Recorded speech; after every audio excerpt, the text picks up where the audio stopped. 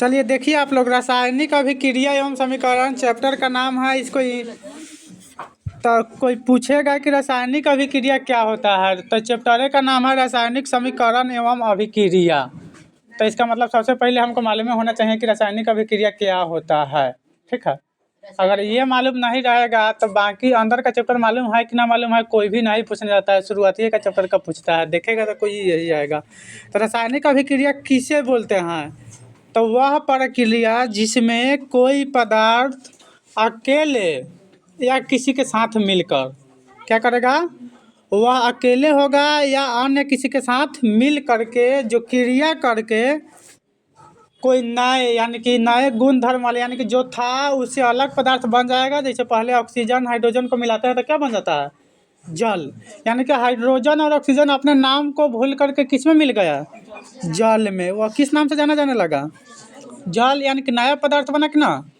तो कोई एक पदार्थ या दो पदार्थ या किसी अन्य पदार्थ के साथ मिल करके क्रिया करके किसी नए गुण धर्म वाले पदार्थ का निर्माण करेगा तो हम लोग उसको क्या बोलेंगे, रासायनिक अभिक्रिया। जैसे में मान लीजिए हम किसको किसको मिलाते हैं, हाइड्रोजन और ऑक्सीजन को मिलाते हैं तो कथी बन जाता है, H2O। मालूम है ना सबको। अभी इसको स्टेबल करने के लिए माने यहाँ 2 लिख देते हैं, तो ये सब तो आप लोग जान रहे हैं, बड़ी अच्छे से जान रहे हैं। ठीक है, हाँ। संतुलित करने के लिए हम दिए भी थे, अगर बना लिए हैं तो ठीक, नहीं बनाया है तो बनाने का कोशिश करिएगा, क्योंकि ये सब सवाल पूछता है ज़्यादा। ठीक है,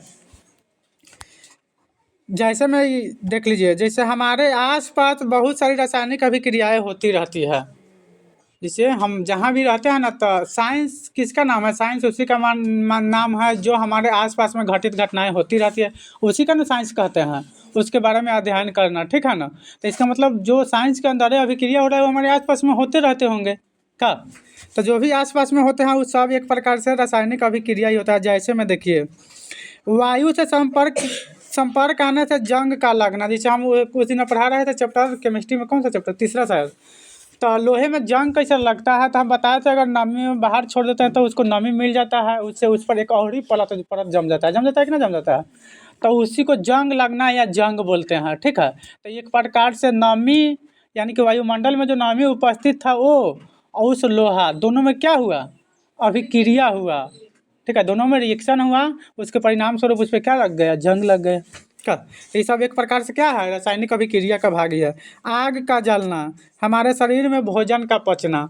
हम आप लोग को बताए हैं कि हमारे शरीर में यानी कि पेट में जो भोजन को पचाने में सहायता करता है उस अम्ल का नाम क्या है, तो आप लोग को याद है ना, हाँ, हाइड्रोक्लोरिक अम्ल। सबको याद रखिएगा, पूछता है। ठीक है, याद रहेगा तो गुड, और नहीं याद रहे तो याद करिएगा, न तो बाकी आप लोग जानिए। हमें जो श्वसन यानी कि हम लोग सांस लेते हैं वो सब एक प्रकार से क्या है, अभिक्रिया ही है। ठीक है, जैसे अब रासायनिक अभिक्रिया कैसे जानेंगे कि यहाँ अभिक्रिया हो रहे हैं या नहीं हो रहे हैं का, यानी कि रासायनिक अभिक्रिया को कैसे पहचानेंगे, तो देखिए कैसे पहचानेंगे। गैस का निकलना, यानी कि कहता है कि रासायनिक अभिक्रिया की पहचान करना ताकि यह पता लगा जा सके कि रासायनिक अभिक्रिया हुआ या नहीं हुआ। जब कोई अभिक्रिया संपन्न होती है तो उसे निम्नलिखित लक्षण द्वारा पहचाना जा सकता है।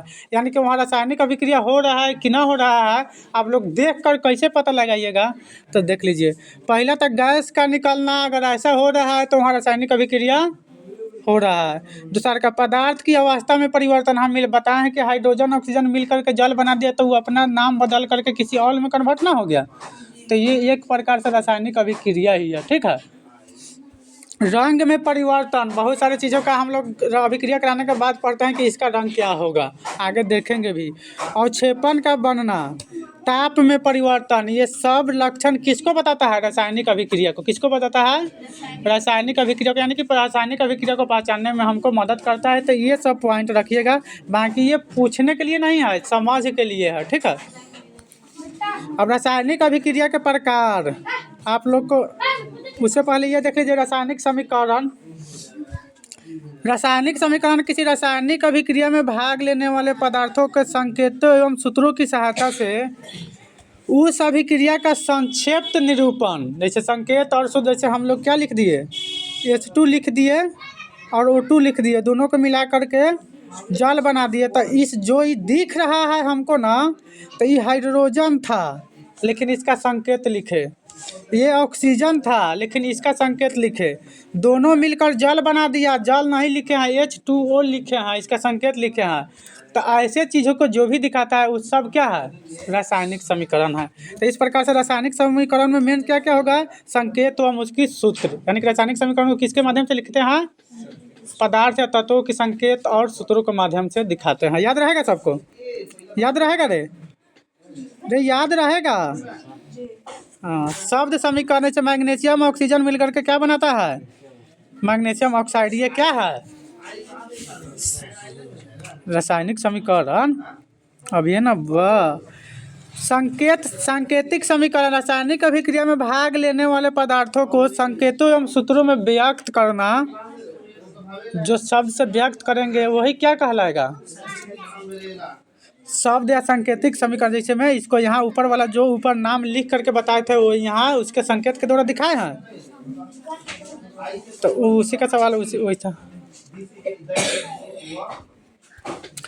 रासायनिक अभिक्रिया के समीकरणों के भाग देखिए कई गो पार्ट होते हैं, मालूम है सबको। रासायनिक अभिक्रिया के समीकरणों के 2 गो पार्ट होते हैं। कितने पार्ट होते हैं, 2 गो। पहले पार्ट को अभिकारक बोलते हैं अर्थात रिएक्टेंट। दूसरा का पार्ट को प्रोडक्ट यानी कि उत्पाद। यानी कि इसका मतलब, कहने का मतलब है कि रासायनिक अभिक्रिया में कोई भाग लेंगे, भाग लेने के बाद कोई चीज़ बनेगा।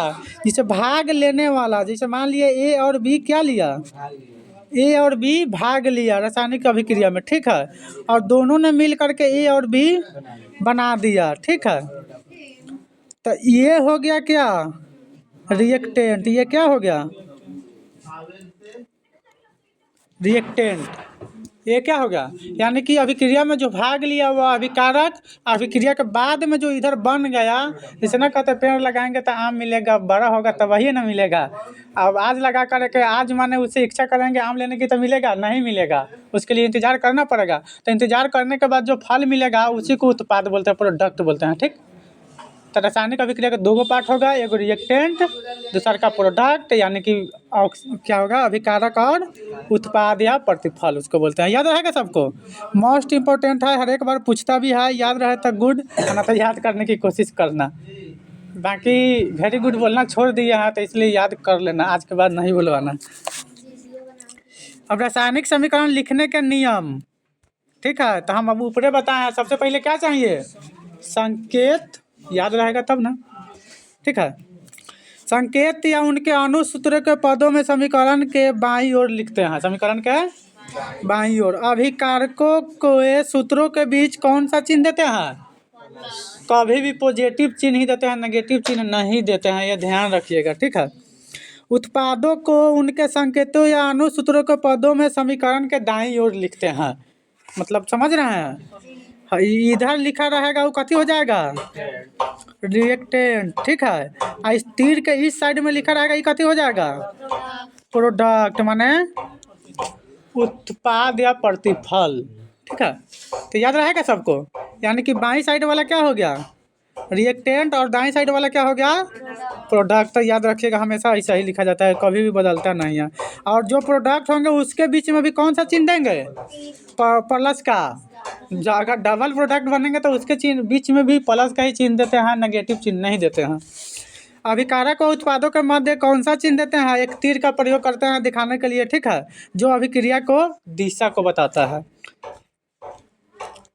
तो याद रहेगा, जैसे देखिए जिंक ZnH2SO4 मिल करके क्या बना दिया, ZnSO4 प्लस हाइड्रोजन गैस बना दिया। तो ये क्या होगा, इसका ये प्रोडक्ट होगा और ये क्या होगा, रिएक्टेंट होगा, ठीक है। ये रिएक्टेंट होगा, ये प्रोडक्ट होगा। देखिए ये बाईं साइड में है, ये दाएं साइड में है, दोनों के बीच में तीर का चिन्ह दिया हुआ है यहाँ, ये, ठीक है। तो इसी प्रकार से समीकरण को लिखता है। लॉन्ग में पूछता है ना, तो 2 नंबर में पूछेगा तो लिख दीजिएगा आसानी से। कई बार पूछ चुका है, ये क्वेश्चन पूछा हुआ है, ठीक है, पूछता भी है। आगे पूछेगा तो लिख दीजिएगा आप लोग। हाँ, रासायनिक समीकरण को अधिक जानकारी पूर्ण बनाना, यानी कि रासायनिक समीकरण में भौतिक अवस्था को दिखाने के लिए पदार्थों के संकेतों सूत्रों के ठीक आगे कोष्ठक में ठोस के लिए S, यानी कि अब बार बार हम लोग समीकरण लिखते हैं, जिसे ना लिख देते हैं मैंने एच लिख देते हैं, बीचों में लिख देते हैं क्या जी लिख देते हैं। तो जी का मतलब है गैस है, जी का मतलब है ये गैस, जैसे देखिए यहाँ जी का मतलब है गैस है, एस का मतलब है ठोस है, आई का इसका मतलब है द्रव है। तो इस प्रकार से याद रहेगा सबको, सभी कोई को याद रखिएगा। अब देखिए ये क्यों रहेगा, इसका मतलब वो कैसा विलयन है एक्वस यानी कि जलीय है। तो परमानेंट अभी याद रखिएगा, क्वेश्चन में घेर के लिखा हुआ अगर जी रहेगा तो समझ लीजिएगा ये हाइड्रोजन निकल रहा है, यानी कि गैस निकल रहा है, हाइड्रोजन नहीं कोई भी गैस, माना गैस निकल रहा है। ठीक, ये क्यों लिखा रहेगा, मतलब वो ऐसे किसका बात कर रहा है, जलीय विलयन का, याद रखिएगा। याद रहेगा सबको, चलिए याद रहेगा तो गुड, ना याद रहेगा तो जान ही रहे हैं। यदि अभिक्रिया के फलस्वरूप कोई गैस निकलती है तो समीकरण में गैस से सूत्रों के ठीक बाद हम लोग जैसे हम बनाते हैं बोर्ड पर तो ऐसे दे देते हैं। इसका मतलब है कि गैस निकल रहा है, ठीक है, गैस बाहर निकल रहा है, तीर ऊपर दिए हैं, इसका मतलब है गैस निकल रहा है। ध्यान रखिएगा, जैसे यहाँ से गैस, यहाँ गैस क्या कर रहा है निकल रहा है, जैसे ZnH2SO4 मिल करके ZnSO4 बनाया था, हाइड्रोजन गैस क्या करा निकल गया। उसी प्रकार से देखिए, यदि अभिक्रिया के फलस्वरूप उत्पाद अवक्षेप के रूप में पृथक हो तो उसको नीचे की तरफ दे करके दिखाते हैं। ठीक है, अगर अवक्षेप होगा तो किस तरफ, नीचे की तरफ। याद रहेगा सबको। उत्क्रमणीय अभिक्रिया दर्शाने के लिए अभिकारक और प्रतिफल के बीच विपरीत दिशाओं में निर्देशित दो तीर चिन्ह का प्रयोग करते हैं। जैसे उत्क्रमणीय को दिखाने के लिए एक इधर से था, एक इधर से था, फिर एक, यानी कि एक दूसरे के विपरीत उल्टा हुआ कि ना हुआ। तो ये सब ऑब्जेक्टिव के लिए है, याद रखिएगा। याद रहेगा सबको। हाँ, अब हमको रासायनिक समीकरण से क्या क्या प्राप्त होते हैं सूचनाएं, उसको देख लीजिए। यह अभिकारक एवं उत्पादों के संकेतों सूत्रों की जानकारी देता है, यानी कि अभिकारक कौन है, प्रतिफल कौन है, संकेत किसका क्या है, ये सब जानकारी मिलता है कि ना मिलता है। दूसरा का यह बताता है कि अभिक्रिया में कौन कौन से पदार्थ भाग ले रहे हैं, उसके बाद फलस्वरूप कौन कौन से पदार्थ बन रहे हैं, यानी कि भाग लेने वाले को भी दिखाते हैं और बनने वाले को भी दिखाते हैं। इसका मतलब है कि रिएक्टेंट को भी दिखाते हैं, प्रोडक्ट को भी दिखाते हैं। तो याद रखिएगा ये सब बातें, याद रहेगा सबको जी। हाँ, यह गैसीय अभिकारकों और उत्पादों के अपेक्षित आयतन की जानकारी भी देता है। ठीक है, मोस्ट इम्पोर्टेंट ऑब्जेक्टिव के लिए है, याद रखिएगा। याद रहेगा तो गुड है।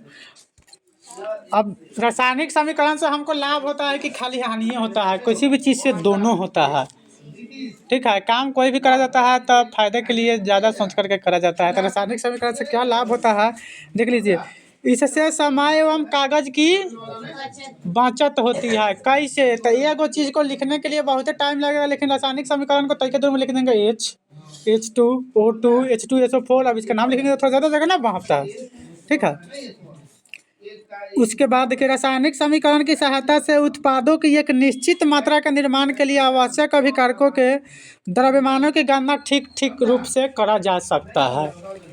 तीसरा का सभी जगह एक ही रासायनिक संकेतों का प्रयोग होता है, अतः रासायनिक समीकरणों की जानकारी प्राप्त करने में हमें किसी को भी कोई कठिनाई नहीं होती है। ठीक, अब इसकी क्या सीमाएं हैं, माने कि किस चीज़ों को ध्यान रखना चाहिए वो देखिए।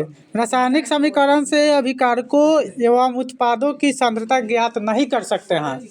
ये इसका क्या है, क्राइटेरिया है, किसका, रासायनिक समीकरण का। तो रासायनिक समीकरण से हम लोग क्या ज्ञात नहीं कर सकते हैं, उत्पादों की सांद्रता। ऑब्जेक्टिव के लिए मोस्ट इम्पोर्टेंट टॉपिक। रासायनिक समीकरण से अभिक्रिया के तीव्र मंद होने की दर का पता नहीं लगा सकते हैं। ठीक है, रासायनिक समीकरण से अभिक्रिया की पूर्णता का पता भी नहीं लगा सकते हैं। तो ये सब क्राइटेरिया है इसका, तो इसको याद रखिएगा आप। अब रासायनिक समीकरण के प्रकार हम बोले थे सुबह में कि आप लोग याद करके आइएगा, याद करके आए हैं शायद, आए नहीं आए हैं, देख लीजिए। रासायनिक अभिक्रिया के निम्नलिखित भागों में बांट सकते हैं हम लोग अध्ययन करने के लिए, याद करने के लिए। तो किस किस पार्ट में बांटेंगे, तो आज अभी याद कर लीजिए, नहीं याद हुआ है तो। संयोजन अभिक्रिया पहले का क्या है, संयोजन अभिक्रिया, वियोजन या अपघटन अभिक्रिया, वियोजन को अपघटन अभिक्रिया भी बोलते हैं। विस्थापन अभिक्रिया तीसरा का क्या है, यानी कि डिस्प्लेसमेंट रिएक्शन, कौन है। उसी के बाद द्वि विस्थापन डबल डिस्प्लेसमेंट रिएक्शन। ऊष्मा क्षेपी अभिक्रिया, ऊष्मा शोषी अभिक्रिया, उपचयन एवं अपचयन, यानी कि ऑक्सीकरण एवं अवकरण। ठीक है, याद रहेगा। संयोजन अभिक्रिया का मतलब होता है जिसमें कोई भी एक से अधिक, यानी कोई भी दो तत्व मिल करके किसी नए तत्व का निर्माण करेंगे, पदार्थ का निर्माण करेंगे। जुड़ेगा तो संयोजन, टूटेगा तो वियोजन। जैसे ए और बी को जोड़ दिए तो क्या बन गया, ए बी बन गया। क्या बन गया, तो ये कैसा अभिक्रिया हो गया, जैसे कार्बन और ऑक्सीजन को मिलाते हैं तो कार्बन डाइऑक्साइड बन जाता है।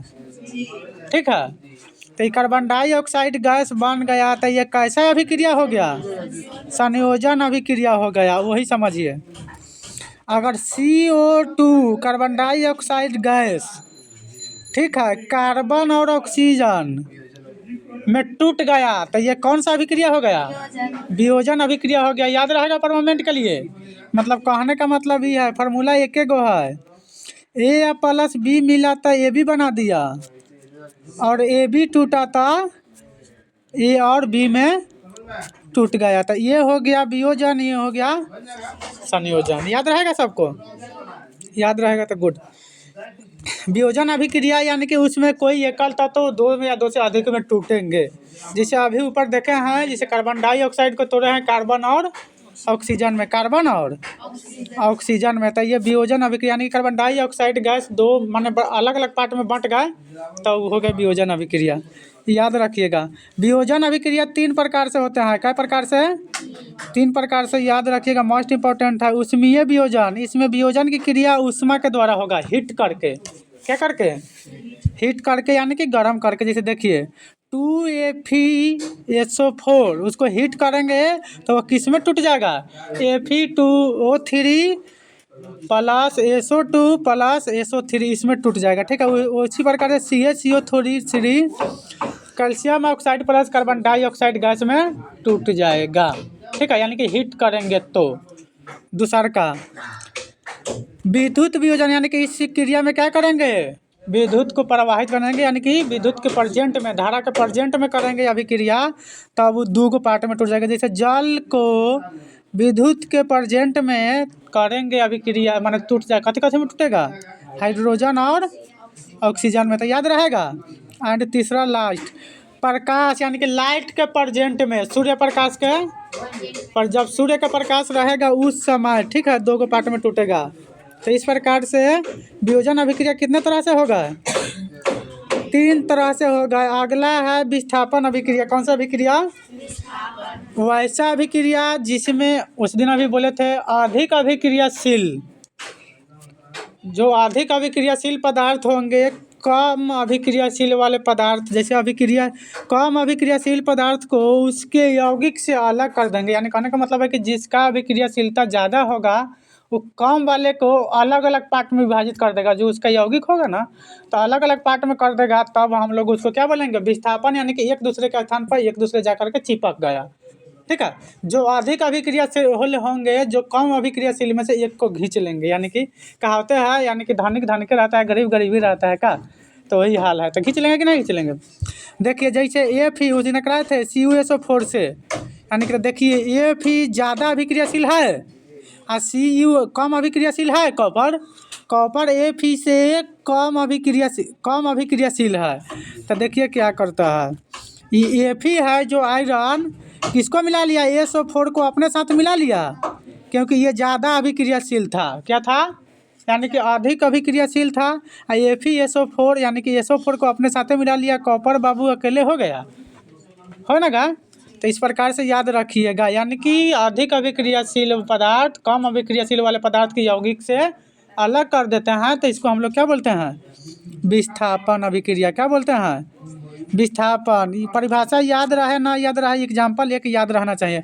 इसका मतलब है कि लोहा अधिक क्रियाशील था और कॉपर कम था। उसी प्रकार से क्लोरीन से ब्रोमीन से अधिक अभिक्रिया। क्लोरीन क्या था? तो याद रहेगा सबको। द्वि विस्थापन अभिक्रिया, इसमें क्या करेगा? आयनों का आदान प्रदान करके अभिकारक जो होंगे वो अपने बीच में आयन का आदान प्रदान करेगा। तो आयन दुइये गो, धन आयन ऋण आयन, ठीक है।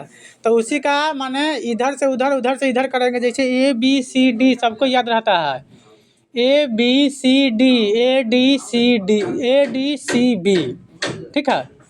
ये इधर है, D उधर दूर है, तो दोनों को सटा दिए। CB एक लन तो हिले है, उसको रख दिए। ABC आया ना, तो BC CB को एक लन कर दिए, यानी कि दोनों अपने बीच में किसका? आयनों का आदान प्रदान करेगा। तो आयन के हिसाब से देखिए, जैसे NaCl, N पर क्या होता है? Na का मतलब कथी है रे? ये सोडियम है, इस पे एक प्लस होता है, यानी कि इसकी संयोजकता एक के होता है। Cl क्लोरीन है, क्या है? क्लोरीन। क्लोरीन की संयोजकता भी एक के होता है, इसलिए ये पर एगो माइनस होता है। तो ये अपना आयनों का क्या करेगा? लेन देन करेगा। क्या करेगा? लेन देन। जैसे देखिए NaCl था, यानी कि NaCl था, AgNO3 था, तो NaNO3 को सटा लिया अपने में, NaNO3 का सटा लिया, आयनों का आदान प्रदान कर लिया। उसी प्रकार से AgCl कर लिया आयनों का आदान प्रदान। तो जब दो अभिकारक अपने बीच में आयनों का आदान प्रदान करके जो अभिक्रिया करेंगे उसी को हम लोग क्या बोलेंगे? द्वि विस्थापन अभिक्रिया। इस प्रकार से ये फार्मूला याद रखना मोस्ट इम्पोर्टेंट है। ABCD, ADCD, ADCB याद रहेगा ना सबको। अवक्षेपण अभिक्रिया, ऐसी अभिक्रिया जिनमें कोई उत्पाद ठोस के रूप में विलयन से पृथक हो जाता है। किससे पृथक हो जाता है? विलयन से। विलयन तो पृथक होने वाली ठोस पदार्थ अवक्षेपण कहते हैं, यानी कि जो पृथक होकर के अलग निकल जाएंगे उसको हम लोग ठोस बोलेंगे। क्या बोलेंगे? ठोस बोलेंगे। और इसी प्रक्रिया को हम लोग अवक्षेपण अभिक्रिया बोलेंगे, ठीक है। याद रहेगा? नहीं याद रहेगा? जैसे देखिए, कह रहा है कि कोई वैसा अभिक्रिया जिसमें कोई उत्पाद ठोस के रूप में, जैसे कोई विलयन है, ठीक है, और उस विलयन का मतलब है मिला हुआ है। अब उसमें से कोई, जैसे मान लीजिए इसमें विलयन है, इसमें ठोस भी मिला है, द्रव भी मिला है, ठीक है। अब इसमें से अलग जो निकाल लेंगे, अगर वो ठोस को अलग निकाल लेंगे, निकल जाएगा, ठीक है। तो वैसा अभिक्रिया जिसके परिणाम स्वरूप ठोस विलयन में से ठोस को अलग कर लेंगे, तब इसी को क्या बोलेंगे? यानी कि ठोस का अवक्षेप हो गया, तो इसीलिए वह अवक्षेपण अभिक्रिया हो गया। क्या हो गया? अवक्षेपण अभिक्रिया हो गया। याद रहेगा सबको? याद रहेगा? अब ऊष्माक्षेपी अभिक्रिया, वैसा अभिक्रिया जिसमें अभिक्रिया के दौरान ऊष्मा क्या करती है? निकलती है। और ऊष्माशोषी अभिक्रिया, वैसा अभिक्रिया जिसमें ऊष्मा क्या करता है? अवशोषण होता है। तो ऊष्माक्षेपी निकलना, ऊष्माशोषी शोषण होना, ठीक है। जैसे कार्बन प्लस ऑक्सीजन मिलकर के कार्बन डाइऑक्साइड, ठीक है, याद रहेगा। उसी प्रकार से ऊष्माशोषी, इसमें क्या होंगे? ऊष्मा का अवशोषण होंगे, ऊष्मा का अवशोषण। जैसे ये तो सबको याद रहता है, याद रखिएगा परमानेंट के लिए, ना तो बस। उपचयन एवं अपचयन अभिक्रिया, जैसे अवकरण एवं ऑक्सीकरण अभिक्रिया पढ़े हैं ना, तो उसी का नाम है, अलग से नहीं है, ठीक है। यानी कि उपचयन का मतलब होता है ऑक्सीकरण, उपचयन का मतलब ऑक्सीकरण है, कि यानी कि ऑक्सीडेशन रिएक्शन, ठीक है। तो ऑक्सीकरण वैसा रासायनिक अभिक्रिया जिसमें किसी तत्व या यौगिक में ऑक्सीजन का संयोग किसी यौगिक से हाइड्रोजन का ह्रास, यानी कि कहने का मतलब है कि जो O रहेगा, O2 इस साथ में सटेगा, क्या करेगा? ऑक्सीजन सटेगा और चाहे हाइड्रोजन हटेगा, तो दोनों कंडीशन में वह अभिक्रिया होंगे, वह कैसा होंगे? ऑक्सीकरण होंगे, अर्थात उपचयन होंगे। क्या समझे? यानी कि ऑक्सीजन सटेगा या हाइड्रोजन हटेगा। ऑक्सीजन सटे या हाइड्रोजन हटे, दोनों कंडीशन में अभी क्या हो गया? कैसा? ऑक्सीकरण। यानी कि इसमें हाइड्रोजन का ह्रास हो रहा है, माने हट रहा है, कमी, और ऑक्सीजन सट रहा है, बढ़ रहा है, का, तो वैसे को बोलते हैं ऑक्सीकरण। जैसे कार्बन ऑक्सीजन दोनों मिलकर क्या बना दिया? कार्बन डाइऑक्साइड गैस बना दिया, तो इसीलिए यह कौन सा अभिक्रिया हो गया? इसमें देखो ये कार्बन के साथ ऑक्सीजन ना सट गया, तो ये ऑक्सीकरण ना हो गया, यानी कि उपचयन हो गया। अब अवकरण में ठीक इसका उल्टा होता है। देखिए अवकरण में ठीक इसका उल्टा ये होता है कि वैसा रासायनिक अभिक्रिया जिसमें कोई तत्व या यौगिक में हाइड्रोजन की वृद्धि होगा और ऑक्सीजन का, यानी कि इसमें हाइड्रोजन की वृद्धि होगा, ऑक्सीजन की कमी होगा, तब उसको हम लोग क्या बोल देंगे? अवकरण अभिक्रिया क्या बोल देंगे?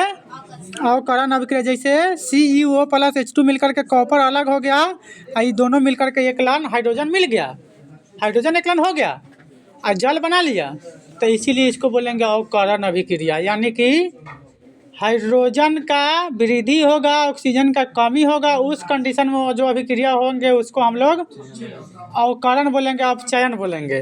ठीक है, याद रहेगा सबको? याद रखिएगा कि इसमें से पूछता है। और जब ये दोनों काम साथे साथे होगा तब हम उसको रेडॉक्स अभिक्रिया बोलेंगे। क्या बोलेंगे? यानी कि ऑक्सीकरण और अवकरण की क्रिया दोनों साथ साथ होगा तो उसको क्या बोलेंगे? रेडॉक्स। जैसे देखिए नीचे रेडॉक्स है, समझिए दोनों साथ साथ हो रहा है, यानी कि वह अभिक्रिया जिसमें उपचयन और अपचयन दोनों साथ साथ होंगे उसको हम लोग बोलेंगे रेडॉक्स। यानी कि उपचयन का मतलब हो गया ऑक्सीकरण और अपचयन का मतलब हो गया अवकरण, दोनों साथ साथ होंगे तो उसको रेडॉक्स अभिक्रिया बोलते हैं। याद रखिएगा परमानेंट के लिए, वो पूछे ना पूछे लेकिन रेडॉक्स अभिक्रिया पूछेगा, गारंटी है, पूछता है। देखिए ऑक्सीकरण एवं अवकारक परमानेंट के लिए आप लोग को याद रहेगा, नहीं ना भूलिएगा? अब नहीं ना भूलिएगा तो कभी नहीं भूलने का कोशिश कीजिएगा। जब तक नहीं भूलिएगा तब तक एग्ज़ाम हो ना जाए, जब तक एग्ज़ाम ख़त्म ना हो जाए। दैनिक जीवन में उपचयन अभिक्रिया का प्रभाव, जैसे हम लोग का जो ज़िंदगी है उसमें इसका क्या प्रभाव है, तो ये क्वेश्चन शायद एक बार पूछा हुआ है, कहीं क्वेश्चन बैंक में दिया होगा। हमारे दैनिक जीवन में ऐसी बहुत सी अभिक्रियाएँ हमारे आसपास होती रहती है, यानी कि हमारे आसपास के घटित घटनाएं ही साइंस कहलाता है, जिसमें धातुओं का संचारण, खाद्य पदार्थों का विकृत गंधित हो जाना, भोजन का पचना, दहन की क्रिया, ये सब इसके क्या है? एग्जाम्पल हैं। जैसे देखिए संचारण किसको बोलते हैं, आ गया, वहाँ भी पढ़िएगा यहाँ भी पढ़ेंगे। देख लीजिए जैसे लोहा को बाहर छोड़ दिए थे तो वायु से अभिक्रिया करके, यानी कि उसको नमी मिला, उसके हिसाब से उस पर एक और ही परत चढ़ गया, यानी कि वह प्रक्रिया जिसमें हवा, जल एवं नमी के संपर्क में आ करके धातु की सतह धीरे धीरे ह्रास होने लगती है, तो इस प्रक्रिया को हम लोग संचारण बोलते हैं। जैसे हम लोग लोहा को बाहर छोड़ देते हैं, जैसे छोड़ देंगे तो उसको बाद में जो परत चढ़ता है उसको उतारते हैं तो फटाक दबर उधर जाता है, लोहा में कमी आ जाता है, यानी कि उसका ही पार्ट था तो उधर करके कमी आ गया, तो वही था संचारण। याद रहेगा? एक दो बार पूछा हुआ क्वेश्चन है। संचारण को कैसे लोग रोकेंगे तो कल बताए थे, पहले का तब पेंट कर सकते हैं, जस्तीकरण करके धातु की सतह को पेंट करके धातु की सतह पर तेल लगाकर या ग्रीस लगा करके, ये तीन को काम करके हम लोग किसको रोक सकते हैं? संचारण को। किसको रोक सकते हैं? माने कि संचारण को कैसे रोकेंगे? तो संचारण से बचाव के लिए ये क्वेश्चन ज़्यादा बार पूछा हुआ है, संचारण से बचाव के लिए क्या कार्य करेंगे? हाँ, बहुत बार आए हुए भी क्वेश्चन है, तो आप लोग परमानेंट के लिए याद रखिएगा, इसको अभी भूलना नहीं, जब तक एग्जाम ना हो जाए तब तक नहीं भूलना है। हालांकि तो याद परमानेंट के लिए रखना है, लेकिन हमारा काम है कम से कम एग्जाम तक याद करवा के रखना। तो संचारण से बचाने के लिए हम लोग क्या कर सकते हैं? पहला या तो जस्तीकरण कर सकते हैं, दूसरा धातु की सतह पर या तो पेंट कर सकते हैं, या धातु की सतह पर तेल लगाकर या ग्रीस लगा करके हम उसको संचारण से रोक सकते हैं। जैसे हम लोग घर में अपने जंगला उंगला लगवाते हैं, दरवाजा उरवाजा लगवाते हैं, तो उसको पेंट ना करवा देते हैं। क्यों? क्योंकि जल्दी समाप्त नहीं होगा, जल्दी नहीं टूटेगा, जल्दी यह अभिक्रिया नहीं करेगा हवा से, नमी से, जल से। इसका मतलब जल से, हवा से, नमी से जल्दी अभिक्रिया नहीं करेगा, इसका मतलब जल्दी नहीं टूटेगा, संचारण नहीं होगा, उसका परित में ह्रास में कमी का ह्रास नहीं होगा, इसका मतलब मजबूती रहेगा। तो उसको बचाने के लिए 3 प्रकार से हम लोग बचा, कम से कम 3 को याद रखिए। 2 नंबर में पूछता है, 2 को ही लिख लीजिएगा, 2 नंबर मिल जाएगा। अब तीनों को बारी बारी से देख लीजिए। जस्तीकरण या यसद लेपन दोनों का मतलब सेम है। किसी धातु की सतह पर विद्युत लेपन द्वारा जस्ते की पतली परत यानी कि जस्ता के परत चढ़ाने की प्रक्रिया को हम लोग क्या बोलते हैं? जस्तीकरण। यानी कि जस्ता के पतली परत या एक परत को चढ़ाने की प्रक्रिया को क्या बोलेंगे? जस्तीकरण। वो उसी प्रकार से है विकृत गंधिता। भोजन में उपस्थित वसा एवं तेल का वायु जनित उपचयन जिससे उसका स्वाद एवं गंध बदलकर बदबूदार हो जाता है। जैसे हम लोग भोजन को छोड़ देते हैं, जिसे आज छोड़ देंगे कल खाने के लिए कहेंगे तो आप लोग खा लीजिएगा, कभी भी खाइएगा ना ही उसमें से एगो अलग सेंट निकलने लगता है जो हम लोग देवा पर लगा लीजिएगा तो बड़ी सेंट गमकेगा का लगा लीजिएगा आप लोग। ठीक है, तो भोजन का इस प्रकार से हम लोग कहता है कि भोजन क्या हो गया? खराब हो गया। तो साइंस के लैंग्वेज में बोलेंगे विकृत गंधित हो गया। वही बात था, बात तो वही था घर वाला, लेकिन हम लोग यहाँ साइंस पढ़े तो साइंस लेकर बोल दिए, थोड़ा बदल लिए। करना कुछ भी नहीं है। साइंस का नाम, साइंस उसी का नाम रखा गया जो हम लोग के साथ होते रहता है। ठीक है। वसा एवं तेलीय खाद्य पदार्थों का विकृत गंधिता से बचाव, कैसे उसको बचा करके रखेंगे, उसको माने खराब नहीं होने देंगे, उसके लिए कुछ उपाय है। देखिए, वसा एवं तेलीय खाद्य पदार्थों में एंटीऑक्सीडेंट, क्या एंटीऑक्सीडेंट डालने से इसे विकृत होने से बचाया, विकृत गंधिता होने से बचाया जा सकता है। खाद्य पदार्थों के पैकिंग के समय बर्तन से ऑक्सीजन गैस को हटा करके नाइट्रोजन गैस भरा जाता है, इसे विकृत गंधिता होने से बचाया जा सकता है। एक दिन बताए थे। कुरकुरे आप लोग खाए हैं? और कुरकुरे ज़्यादा लड़की सब ही खाती है का? हाँ, लड़का सब कम खाता है, लड़की सब ज़्यादा खाती है। तो कुरकुरा खरीदने से पहले लगता है कि वह ज़्यादा है, लेकिन खरीदने के बाद फटते हैं तो लगता है कम है। इसका मतलब उसमें गैस भरा हुआ है। तो जो गैस भरा गया था ना, उसी गैस का नाम था नाइट्रोजन। हम खाए हैं, हम भी खाए हैं, ऐसा नहीं है कि हम नहीं खाए हैं, ऐसे बात नहीं है। इसका मतलब खाए हैं तो कैसे नहीं कहेंगे? अरे वाह, माने तुम लोग ज़्यादा पसंद करते हैं इसीलिए बोल दिए। हाँ है पसंद। क्या उपचयन की दर को कम करने के लिए वायु मुक्त बर्तन खाद्य पदार्थों को रखने से विकृत गंधिता होने से, यानी कि वायु से मुक्त वाले बर्तन में रखेंगे तो वह विकृत गंधिता यानी कि खराब नहीं होगा। इस प्रकार से ये याद रखिएगा। भोजन का पचना, भोजन का थोड़ा सा बायोलॉजी में भी पढ़ के आए हैं आप लोग, तो आप लोग बताइएगा एलन कैसे होता है। हमारे भोजन में मुख्यतः कार्बोहाइड्रेट रहता है। मोस्ट इम्पोर्टेंट टॉपिक क्या रहता है? कार्बोहाइड्रेट रहता है। हमारे भोजन में क्या रहता है? कार्बोहाइड्रेट रहता है। याद रखिएगा क्या रहता है? कार्बोहाइड्रेट रहता है। पाचन प्रक्रिया के क्रम में कार्बोहाइड्रेट अपघटित होकर किस में बदल जाता है? किस में? ग्लूकोज में। यानी कि कार्बोहाइड्रेट अपघटित होकर के ग्लूकोज बन जाता है। क्या बन जाता है? ग्लूकोज बन जाता है। C6H12O6 परमानेंट के लिए याद रहेगा। देखिए, जो हमारे शरीर की कोशिकाओं में उपस्थित ऑक्सीजन द्वारा ऑक्सीकृत होकर कार्बन डाइऑक्साइड जल ऊर्जा में परिवर्तित हो जाता है। ठीक है, कार्बन डाइऑक्साइड जल और किस में? ऊर्जा में परिवर्तित हो जाता है। किस में? ऊर्जा में, ATP के रूप में। श्वास छोड़ने के क्रम में कार्बन डाइऑक्साइड गैस हमारे शरीर से बाहर निकल जाता है। यानी कि जब अभिक्रिया होता है तो हमारे लिए ऑक्सीजन, हमको ऑक्सीजन चाहिए, हमको कार्बन डाइऑक्साइड गैस नहीं चाहिए। तो हम लोग ऑक्सीजन को ग्रहण करते हैं, कार्बन डाइऑक्साइड को छोड़ते हैं। तो दोनों एक ही क्रम में होता है, श्वास लेने के क्रम में होता है। ठीक है, जिस वक्त हम लोग जब ऑक्सीजन ले रहे हैं तो हम लोग निकाल क्या रहे हैं? कार्बन डाइऑक्साइड गैस निकाल रहे हैं। क्या निकाल रहे हैं? कार्बन डाइऑक्साइड गैस निकाला है। तो आप लोग एक सवाल बताइए, कितना % ऑक्सीजन प्रेजेंट है लगभग, और कार्बन डाइऑक्साइड 0. तो याद रहेगा पर मोमेंट के लिए। तो याद रखिएगा, इसमें से सवाल पूछता है जैसे कार्बन एवं कार्बन के यौगिक जो चैप्टर पढ़ेंगे ना, तो उसमें इसका अप्रूफ भी पढ़ना है और उसके बारे में डीपली में भी पढ़ना है। तो कार्बन का अप्रूफ हर एक बार पूछता है, इसलिए इस बार भी पूछ सकता है। तो आप लोग याद रखिए, कार्बन का 2 गो अप्रूफ नहीं होता है, 3 गो होता है। काहे कि बहुत कोई 2 गो रट के जाता है, सकाक्सिन 2 गो पर लगा देता है, फटाक्सिन हो जाता है गलत। फ्लोरीन होता है एगो, ठीक है। दहन और ज्वाला इसी चैप्टर में फर्स्ट चैप्टर में पढ़ना है। इस पर आप लोग ध्यान नहीं देते हैं, लेकिन ध्यान देना है, कभी कभी एगो पूछ देता है सब्जेक्टिव में। दहन ज्वाला इस जो लास्ट वाले पेज पर दिए गए हैं, यानी कि केमिस्ट्री का जो चैप्टर पढ़ते हैं ना पहले का, उसके लास्ट 1-2 पेज में शायद इसके बारे में दिया गया है, ठीक है। आप लोग पढ़े नहीं, इसका मतलब ये ना कह लीजिए कि ना है। हाँ, दहन है। तो दहन किसको बोला, अगर नहीं जानते हैं तो आज हम याद दिला दे रहे हैं एक बार और। जानते हैं किसको बोलते हैं?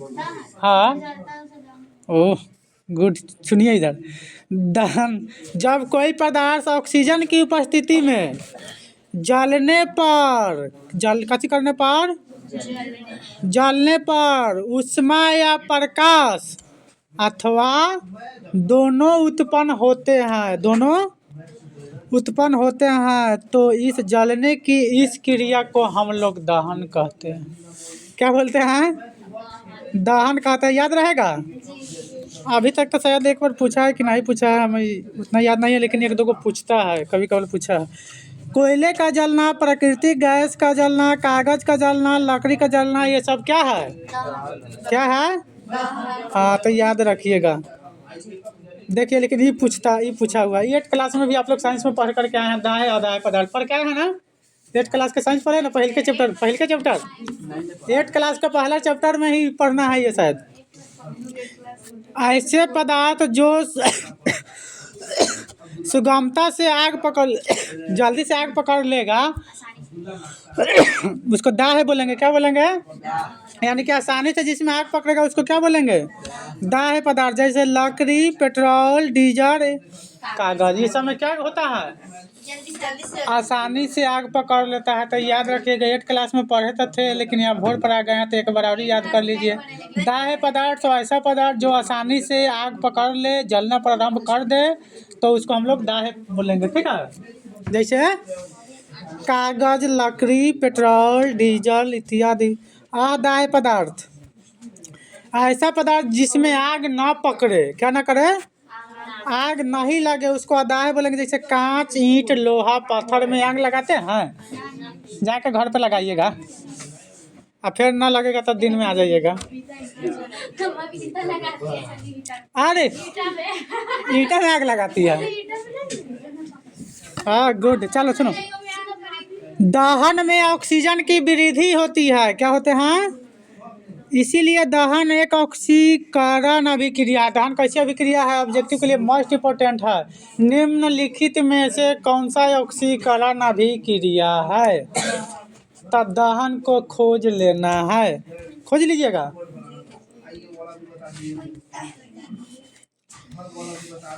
अब देखिए, चूंकि दहन में ऊष्मा भी निकलती है, इसीलिए दहन एक ऊष्मा। अब ऊष्मा निकलेगा, अगर ऊष्मा का अवशोषण होगा तो ऊष्मा शोषी, तो इसका मतलब ऊष्मा निकलेगा तो ऊष्मा क्षेपी। याद रहेगा। अब जलने के लिए क्या आवश्यक शर्त है? तो आवश्यक शर्त 3 गो, मोस्ट इम्पोर्टेंट शर्त ये पूछा है। आवश्यक शर्त लिखिए। दहन यानी कि दाह पदार्थ को जलने के लिए मुख्य शर्तों को लिखे। ये पूछा हुआ है 3 गो। कै गो? 3 गो। कौन कौन? तो पहले का है ईंधन, यानी कि ईंधन की उपलब्धता दहन की पहली शर्त है। अर्थात दहन के लिए ईंधन आवश्यक है, अगर ईंधन नहीं होंगे तो वह नहीं जलेंगे। इस प्रकार से वैसा पदार्थ जिसका दहन होता है ईंधन कहलाता है। दूसरा का डेफिनेशन ऊपर कुछ और नीचे, ठीक है। ऑक्सीजन का प्रेजेंट, ऑक्सीजन नहीं रहेगा तो जलेगा? ऑक्सीजन की उपलब्धता दहन के लिए दूसरी आवश्यक शर्त है। ऑक्सीजन किसी भी पदार्थ को दहन में सहायता करता है। बिना ऑक्सीजन की जलाना किसी पदार्थ को संभव उसी प्रकार से ज्वलन हम बोलते हैं कि वह पदार्थ जो अपने ज्वलन ताप 8 क्लास में पढ़े हैं। तो ज्वलन ताप क्या है? वह न्यूनतम ताप जिस पर कोई पदार्थ जलना प्रारंभ कर देता है तो उसे उस पदार्थ या तत्व का क्या कहते हैं? ज्वलन ताप कहते हैं, याद रखिएगा। यानी कि वह न्यूनतम ताप जिस पर कोई पदार्थ जलने लगता है उसका ज्वलन ताप कहलाता है। न्यूनतम ज्वलन ताप दहन के लिए आवश्यक तीसरी शर्त। न्यूनतम तापमान किसके लिए? दहन के लिए आवश्यक तीसरी शर्त, यानी कि यही लिखना है, ठीक है। किसी पदार्थ के दहन के लिए उसका न्यूनतम ताप पर पहुंचना मोस्ट इम्पोर्टेंट है, नहीं तो वह नहीं जलेगा, ठीक है। जलेगा नहीं जलेगा। चैप्टर सुधरने वाला है बस 5 मिनट से कम में ही। उपयुक्त तीनों शर्तों में किसी भी एक की अनुपस्थिति में दहन की अभिक्रिया यानी कि दहन नहीं संभव है। अगर तीनों में से कोई एक नहीं रहेगा तो जलना प्रारंभ नहीं करेगा, यानी कि दहन की क्रिया नहीं होगा। द्रवीभूत पेट्रोलियम गैस मोस्ट इम्पोर्टेंट, बहुत बार पूछा हुआ क्वेश्चन, एक बार नहीं बहुत बार। एक बार लॉन्ग में भी पूछ दिया था 5 नंबर में, ठीक है। एक बार पूछा है लॉन्ग में। चलिए, क्या है द्रवीभूत पेट्रोलियम गैस? तो हम लोग देखते हैं, यानी कि petroleum gas butane C4H10, propane C3H8 और इथेन C2H6 का क्या है? मिश्रण है। तब मोस्ट इम्पोर्टेंट ऑब्जेक्टिव के लिए भी ये हो गया। द्रवीभूत पेट्रोलियम गैस किसका मिश्रण है? किसका मिश्रण है? तो याद रखना इसी को रे। पेट्रोलियम गैस यानी कि C4H10, C3H8, C2H6, तीनों का क्या है? मिश्रण है। लेकिन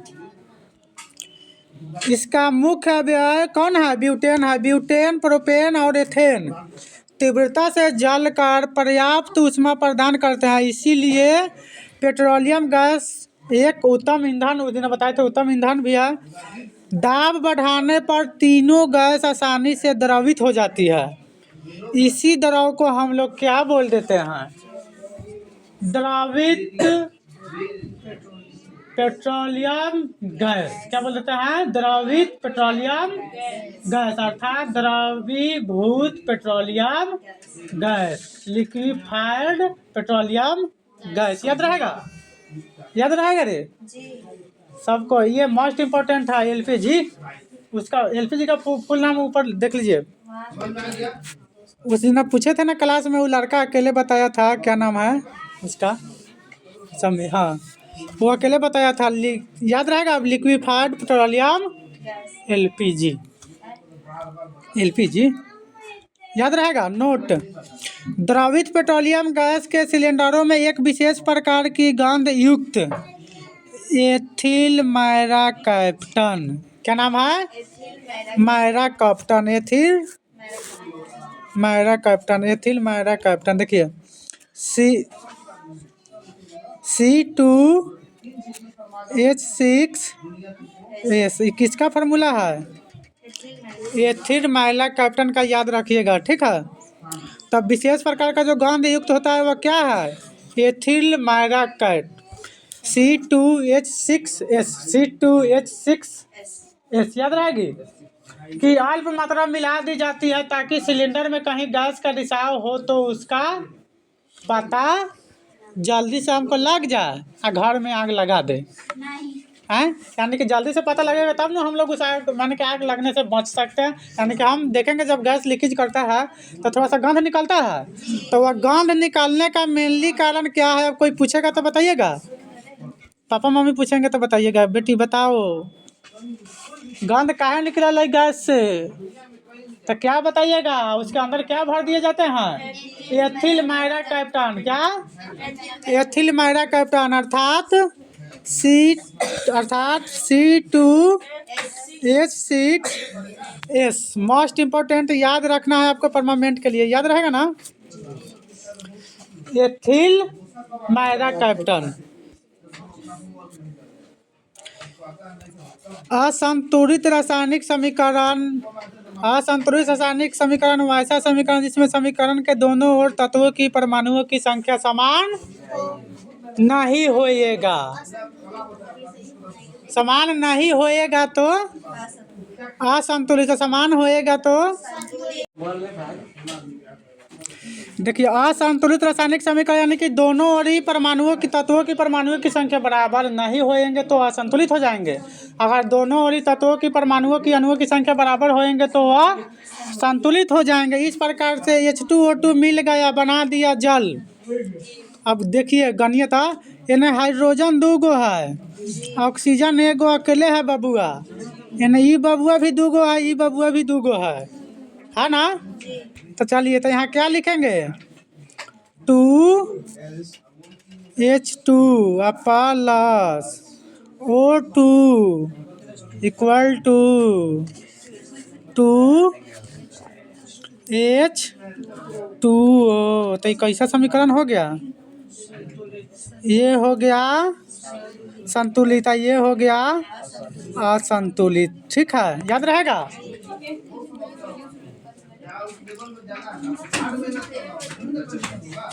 मोस्ट इम्पोर्टेंट याद रखिएगा, थोड़ा देर 1 मिनट देख लीजिए।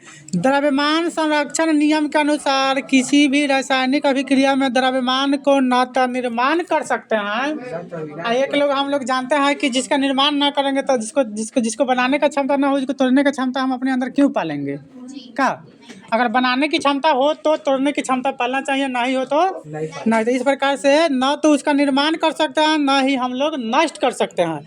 इसीलिए रासायनिक अभिक्रिया के पहले एवं उसके बाद में प्रत्येक तत्वों की परमाणुओं की संख्या समान होनी चाहिए। क्या होनी चाहिए, समान होने। का मोस्ट इम्पोर्टेंट क्वेश्चन ऐसे पूछता है, कैसे पूछता है तो सुनिए।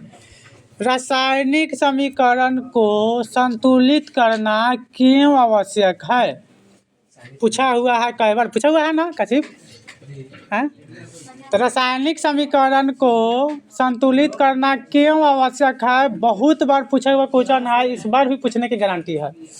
ठीक है, तो रासायनिक समीकरण को संतुलित करना इसलिए आवश्यक है क्योंकि द्रव्यमान संरक्षण नियम के अनुसार किसी भी रासायनिक अभिक्रिया में देखिए तो इसीलिए रासायनिक यानी कि ना तो हम लोग नष्ट कर सकते हैं, ना ही ना बना सकते हैं, ना नष्ट कर सकते हैं। इसीलिए रासायनिक अभिक्रिया के पहले हम उसके बाद भी तो उसके तत्वों की परमाणुओं की संख्या समान होती है, इसीलिए रासायनिक समीकरण को संतुलित करना आवश्यक है। अब संतुलित रासायनिक समीकरण को संतुलित करना कैसे करेंगे, ठीक है, कैसे करेंगे आप लोग को करने आता है ना। देखिए निम्नलिखित विधियों से हम लोग संतुलित करते हैं। सबसे पहले अभिकारकों और उत्पादों के सूत्र क्रमशः तीर चिन्ह के बाईं ओर और दाईं ओर लिख देते हैं, यानी कि प्रोडक्ट को दाईं ओर और रिएक्टेंट को बाईं ओर। कहने का मतलब है आर इधर रहेगा, पी इधर रहेगा, आर इधर रहेगा, राहुल सर इधर रहेंगे, पब्लिक उधर रहेंगे। ठीक है, आर और पी माने प्रोडक्ट एंड रिएक्टेंट। दूसरा का आप समीकरण में दोनों ओर अभिकारकों और उत्पादों की तत्वों की परमाणु संख्या को हम लोग गिन लेते हैं। क्या कर लेते हैं, गिनती करते हैं। देखिए उसके बाद सबसे पहले उस परमाणुओं को संतुलन करते हैं, यानी कि संतुलित करते हैं। क्या करते हैं, संतुलन करने के लिए जो सबसे कम स्थान पर आया है अंत में वैसे परमाणुओं का संतुलन किया जाता है। जो अधिक स्थान पर आया है अधिक बार, यानी कि उसको पहले करा जाता है। ठीक है, जैसे देख लीजिए ये संतुलित समीकरण है या असंतुलित।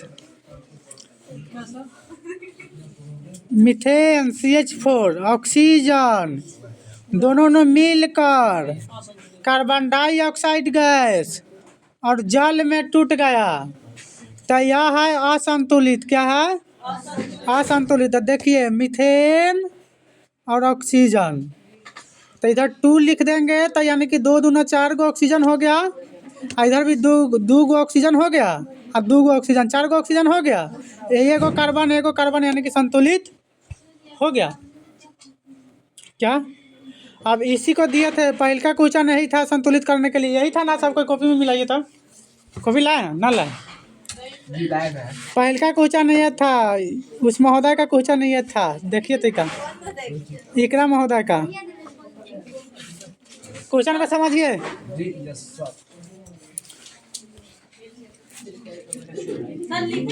इस क्वेश्चन को समझिए ना। देखिए महोदय का कहा था कि कोष्ठ में घेर देते हैं तो कैसे करते हैं, क्या हुआ? कोष्ठ में घेर देंगे तो कैसे होता है, देखिए यहाँ CA3P2H2O, तो देखिए CA3 इधर का गो है 3 गो, इधर भी देखिए C P इधर 2 गो है, तो P इधर 2 गो है नहीं है। इनका कहना था कि मान लिया कोष्ठ के नीचे रहेगा तो किसको मानेंगे, तो कोष्ठ के अंदर जो महोदय घेराए रहेंगे ना उस दोनों को मानेंगे। इसका मतलब ही यहाँ O का भी है और H का भी है, किसका है? दोनों का है, याद रहेगा। अब जो कोष्ठ में घेरे रहेंगे वो दोनों का है, अकेले किसी का नहीं है, दोनों का है। जैसे यहाँ इसका भी है और इसका भी है, जिसे संतुलित करना देख लीजिए। बाकी तो आप लोग संतुलित करके घर से लाए ही हैं। बाकी अगला दिन ये पढ़ेंगे अम्ल, क्षार एंड लवण, इसलिए कल आप लोग को इसको याद करके आना है।